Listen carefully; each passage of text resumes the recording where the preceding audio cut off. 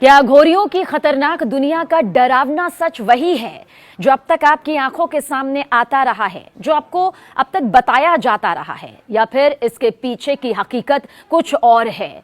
महाकुंभ में शिव से शव साधना वाले अघोरी जब आपके सामने होंगे तो क्या छवि आपके आंखों के सामने होगी? क्या उनकी हकीकत से आप पूरी तरह से परिचित होंगे या फिर नहीं? महाकुंभ में अघोरियों को गुस्सा दिलाना कितना खतरनाक हो सकता है? ये सिर्फ कहने भर बातें हैं या इसके पीछे भी कोई हकीकत छिपी है? नागा साधु और अघोरियों के बीच में आखिर कितना बड़ा अंतर है? ये एक दूसरे से कितना अलग है? इनकी साधना एक दूसरे से किस तरह से बिल्कुल उलट है? ये सब आपको बताएंगे। हमारे साथ न्यूज़ 18 कुंभ का हिस्सा यूं ही बने रहिए ताकि महाकुंभ से जुड़ी हर बारीक से बारीक जानकारी आप तक पहुंच सके और आप दिव्य भूमि प्रयागराज पर जब कदम रखें, आपके सामने वो वातावरण, वो दुनिया हो तो आप उसे और करीब से महसूस कर सकें, या फिर घर बैठे भी आप महाकुंभ की इस दिव्य भूमि को जी सकें। कौन होते हैं अघोरी? कैसी होती है अघोरियों की खतरनाक रहस्यमय दुनिया? कहां और कैसे ये करते हैं शिव से लेकर शव साधना? कैसा होता है अघोरियों का ये असल स्वभाव? क्या इनसे डरने में ही भलाई है, या फिर इस बार जब महाकुंभ जाएं तो उन्हें करीब से ना सिर्फ देखें बल्कि समझें भी? ये नागा साधु अघोरी हैं या फिर दोनों एक दूसरे से बिल्कुल अलग? आज इनके बारे में सब कुछ जान लीजिए। देखिए, अघोर या अघोरी एक ऐसा शब्द है जिसके कानों में पड़ते ही मन मस्तिष्क में एक अनोखी छवि उतर कर सामने आ जाती है। संस्कृत भाषा में अघोर शब्द का अर्थ उजाले की तरफ बताया गया है। संधि विच्छेद कर समझा जाए तो अघोर यानी कि ऐसा व्यक्ति जो घोर नहीं करता लेकिन स्वभाव से सरल हो, दिखने में बेहद डरावने लेकिन हृदय से बेहद कोमल। अघोरियों को सबसे पहले अपने मन और हृदय से घृणा को बाहर निकालकर फेंकना होता है। देखिए, भगवान शिव को अघोर पंथ का प्रणेता माना गया है। शिव जी के अवतार अवधूत भगवान दत्तात्रेय को भी अघोर शास्त्र का गुरु माना गया है। अघोर संप्रदाय शिव जी के अनुयायी होते हैं। इनके अनुसार शिव जी स्वयं में संपूर्ण है और समस्त रूपों में विद्यमान।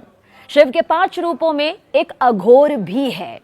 अघोरी भी शिव जी के उपासक होते हैं और शिव साधना में लीन होते हैं। ये एक पैर पर खड़े होकर भी शिव जी की घोर तपस्या करते हैं, साधना करते हैं, और शमशान में बैठकर हवन भी इनके जरिए किया जाता है।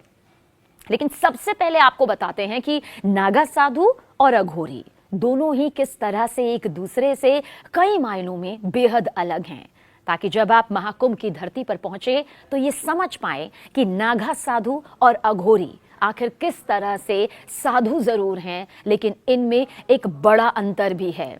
देखिए, हिंदू धर्म में दोनों साधु हैं लेकिन इनमें कुछ अंतर है।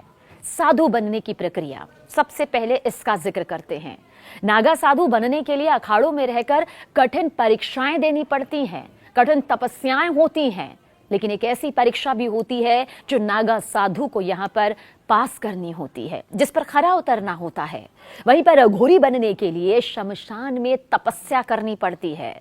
नागा साधु शमशान में तपस्या नहीं करते हैं, लेकिन जो अघोरी होते हैं उनकी तपस्या शमशान में होती है।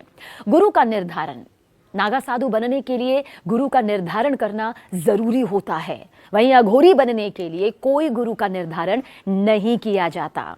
रहन सहन समझिए, नागा साधु कपड़ों के बिना रहते हैं, ये नग्न अवस्था में होते हैं या फिर लंगोट पहनते हैं। वहीं अघोरी भगवान शिव की ही तरह जानवरों की खाल से शरीर का निचला हिस्सा ढकते हैं। साधना, नागा साधु भगवान की तपस्या से इंसानों की समस्या सुलझाते हैं, तो वहीं अघोरी तांत्रिक सिद्धि से मनुष्य की समस्याओं का हल निकालते हैं।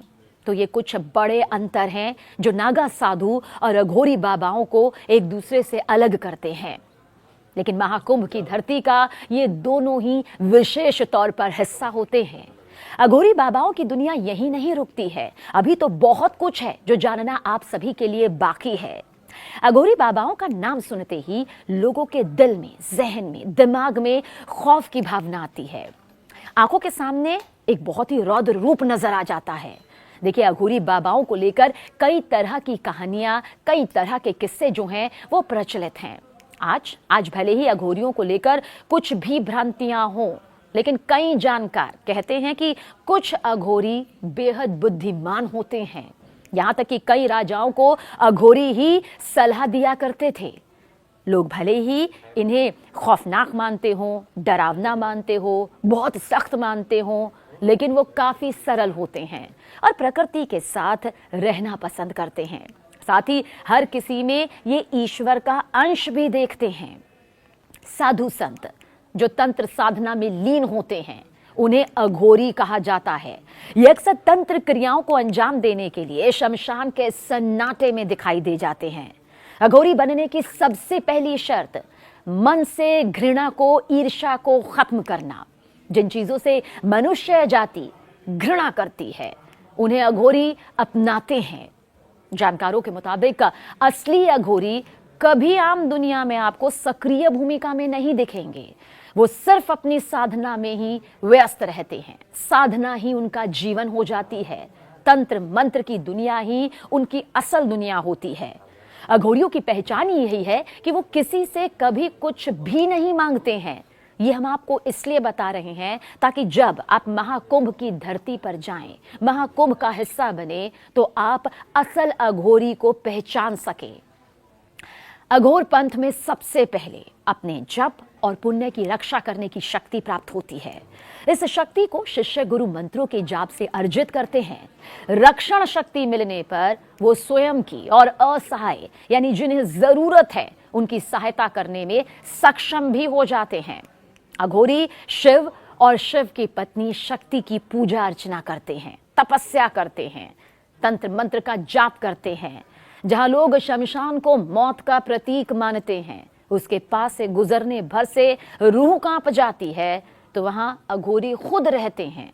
अघोरी खुद को पूरी तरह से शिव में लीन कर लेते हैं और 3 तरह से अघोरी साधना करते हैं।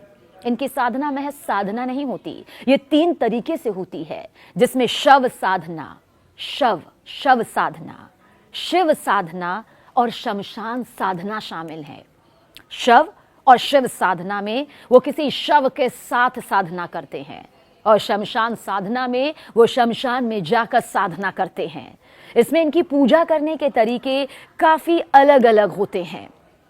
मान्यताओं के मुताबिक, मान्यताओं के अनुसार अघोरी जब शव के ऊपर पैर रखकर साधना करता है तो वो शिव और शव साधना कही जाती है। इस साधना का मूल शिव की छाती पर माता पार्वती का पैर रखा हुआ माना जाता है। इसके अलावा तीसरी साधना शमशान साधना मानी जाती है। अघोरी बाबाओं को लेकर कई जानकारों का कहना है कि वो ना तो किसी से नफरत करते हैं, ना ही किसी चीज को खारिज करते हैं। सबके कल्याण की कामना करते हैं। जानवर, इंसान सभी उनके लिए समान हैं, इसलिए उनका खान पान भी बाकी साधुओं से बिल्कुल अलग होता है। ज्यादातर लोग मौत से डरते हैं, लेकिन वो शमशान घाट जो कि मौत का प्रतीक माना जाता है, यहीं से अघोरियों की शुरुआत होती है। एक अघोरी की अपनी जीवन शैली होती है, अपनी विधियां होती हैं, अपना विधान होता है। कहते हैं कि जब एक अघोरी प्रसन्न हो जाता है तो समझ लीजिए वो आपको कुछ भी दे सकता है। ऐसा हमारे धर्म के बड़े बड़े जानकार मानते हैं, जिन्होंने अघोरियों को बहुत करीब से समझा है, जो अघोरियों में यकीन करते हैं। उनका मानना यही है कि एक अघोरी के चेहरे पर जब मुस्कान आती है तो फिर वो मुस्कान इंसान को खुशियों से भर देती है। लेकिन माना जाता है कि अघोरियों का गुस्सा, उनका रौद्र रूप बहुत खतरनाक होता है। बहुत तेज गुस्सा आता है उन्हें। हालांकि अघोरियों का स्वभाव भले ही रूखा होता है, लेकिन उनके मन में जन कल्याण की भावना होती है। कहा जाता है कि अगर अघोरी किसी व्यक्ति पर प्रसन्न हो जाते हैं तो अपनी सिद्धि तक का शुभ फल देने में कभी पीछे नहीं हटते हैं। यानी कि वही सिद्धि जो वो कड़ी तपस्या, सालों की तपस्या, शिव शव साधना से पाते हैं, उसका फल तक देने के लिए तैयार हो जाते हैं और अपनी तांत्रिक क्रियाओं का रहस्य भी उस व्यक्ति के सामने ला देते हैं, उजागर कर देते हैं। अघोरी शिवजी के अघोरनाथ रूप की पूजा अर्चना करते हैं। अघोरी भैरवनाथ को भी अपना आराध्य मानते हैं। अवधूत भगवान दत्तात्रेय को भी अघोर शास्त्र का गुरु माना जाता है। इसलिए कहा जाता है कि जब एक अघोरी को गुस्सा आता है, उसका रौद्र रूप सामने आता है, तो सामने वाले की रूह तक कांप जाती है, फिर बहुत कुछ उसे भुगतना भी पड़ जाता है। ये धर्म से जुड़ी हुई, आस्था से जुड़ी हुई वो बातें हैं, वो पहलू हैं जिन पर आप चाहे विश्वास करें या ना करें, लेकिन इनकी अपनी एक दुनिया यकीनन होती है, जो तपस्या के जरिए, तंत्र मंत्र के सामने अपने अलग रहन सहन, पहनावे, विधि विधान, नियमों के जरिए सामने आती है। अघोरी हिंदू धर्म का ही एक अंग है, इसलिए इन्हें अघोरी संप्रदाय या अघोर पंथ कहा जाता है। अघोरी देश भर में है, लेकिन काशी, वाराणसी में सबसे ज्यादा अघोरी आपको मिल जाएंगे। औघड़, सरभंगी और घुरे अघोरियों की ये 3 शाखाएं होती हैं। किनाराम अघोरी को अघोरियों का बाबा कहा जाता है। ये कालूराम के शिष्य थे। किनाराम बाबा अघोरी ने गीतावली, विवेक सार और राम गीता की रचना की। हालांकि उनका देहांत 1826 में हुआ था।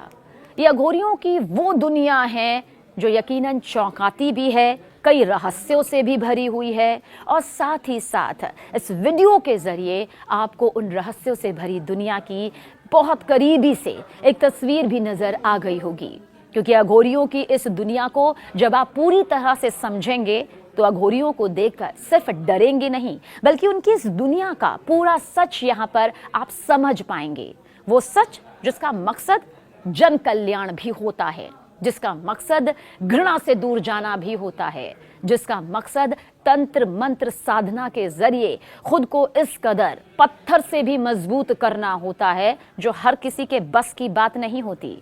इसलिए भले ही नागा साधुओं से ये अलग होते हैं, लेकिन इतना तय है कि ये वो तपस्या है जिसका लोहा पूरी दुनिया मानती है। इसलिए महाकुंभ की धरती पर जब करोड़ों सैलानी, करोड़ों श्रद्धालु, करोड़ों भक्त मौजूद होंगे, तो बाबाओं की इस नगरी को देखने के लिए अघोरियों पर वो निगाहें टिक जाएंगी, जिसके बारे में जानकारी हमने यहाँ पर आप तक पहुँचाई है। नमस्कार।